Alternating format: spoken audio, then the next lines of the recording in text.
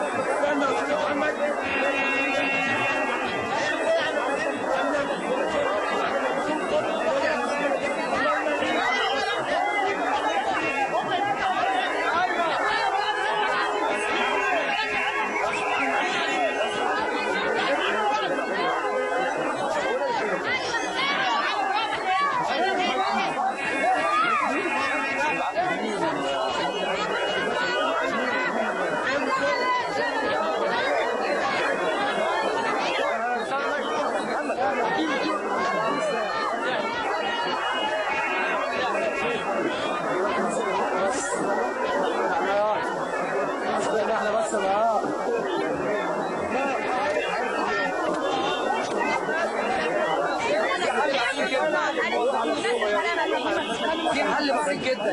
بيقولوا ان احنا بندعي الموضوع كله احنا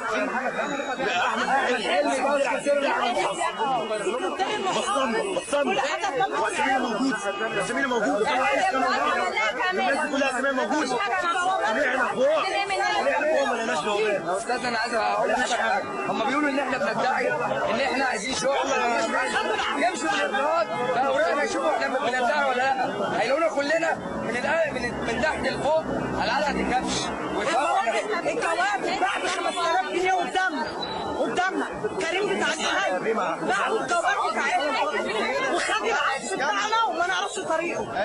مخرجين لنا ثلاثات عشان ما نبانش جمهور او ما نبانش متكتلين. والمشكله بتاعتنا ان احنا كنا عايشين في اكوام زباله وراضيين ومبسوطين جدا.